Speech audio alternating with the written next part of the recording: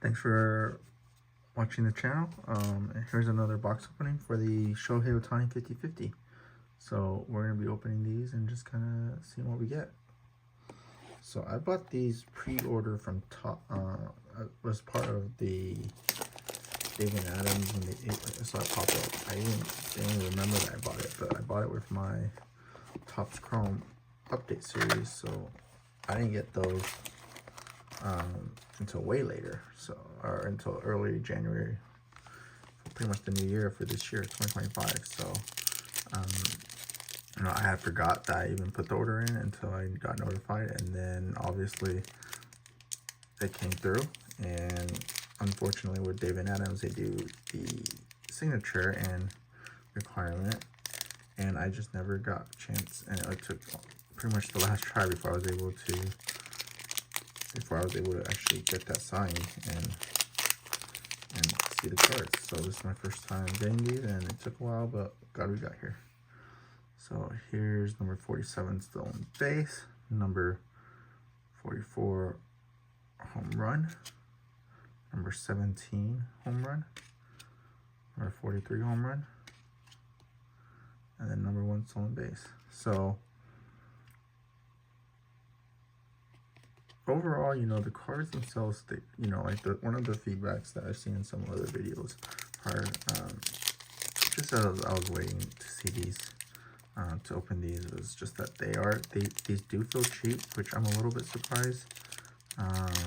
If you guys are familiar with the Topps series 1, they definitely feel more around like those, like cardboard style, versus the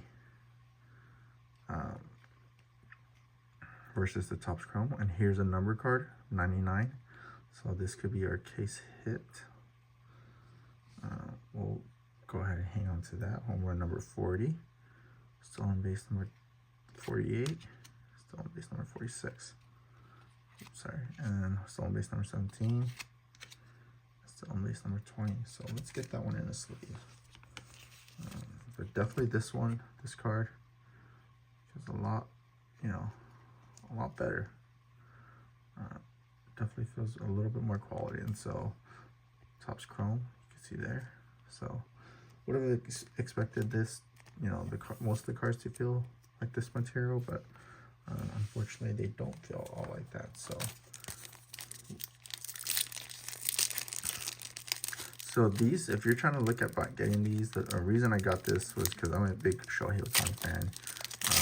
Obviously what he's done for the sport is amazing, especially over in Japan and Major League itself, which has been a dying sport. So I think he's bringing a lot of casual viewers and people who haven't really been into the sport back into it.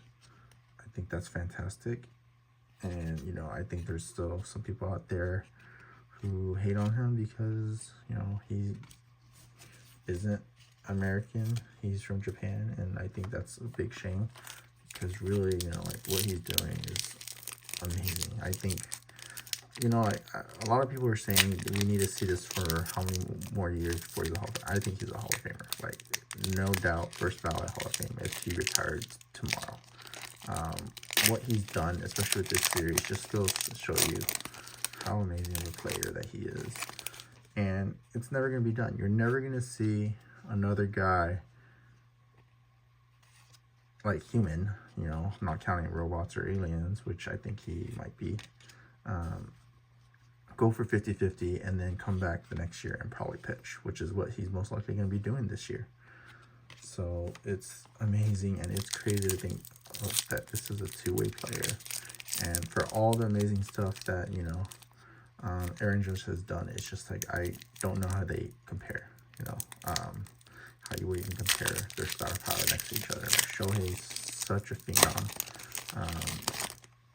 It's amazing the things that he's able to do. And this was a year that, he was hurt the whole year. So as much as people want to downplay the fact that, stolen bases are bigger, the stolen bags are bigger, it's a lot easier to steal. It's still very, very hard to hit 50 home runs, let alone steal 50 bags in the same season. Like, it hasn't been done. So I think a lot of people are like downplaying that, and the whole Lindor, you know, and him competing, I think that's just talking heads, because there is no way, you know, it would be blasphemy for them to even have, for anyone to have voted, to consider voting for anyone but Ohtani for the first place. Like, if that was the case, they should get their credentials revoked right away. Like, Ohtani's year was just so far and above amazing. And, you know, like, shame on, too bad for Bobby Witt Jr. He had an amazing year on the AL side too.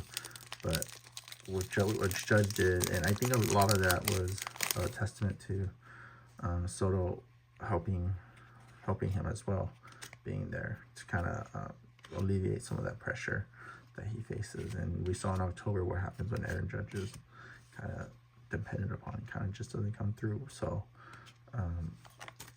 but from a regular season standpoint, like, yes, Aaron Judge had a great year, but Bobby Witt Jr. also had a really great year. But on the NL side, it was just Shohei and then the field. There was really no one close. Like, say what you will about Lindor and what he did at the end of the year, but like, his stats were pretty regular, on par with most other guys.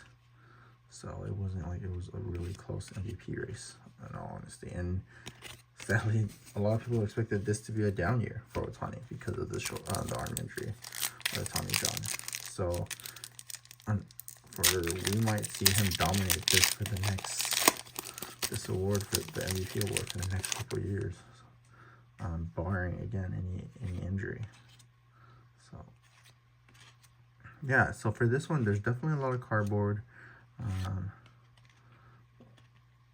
It is, you know, unfortunately, that one hit, or that one print, you know, the one you're really chasing, that everyone is chasing, is that 1 of 1. So I would honestly say it's going to be extremely hard. I just wanted to open this because I'm a big Ohtani fan, and I'm going to try to see what it would take to kind of get the set together. But, you know, hopefully once everything calms down, and we'll see if we can get our hands on some more. But yeah, so that's it, and you know, that's all for the box. But cool box and everything, and thanks for watching the channel.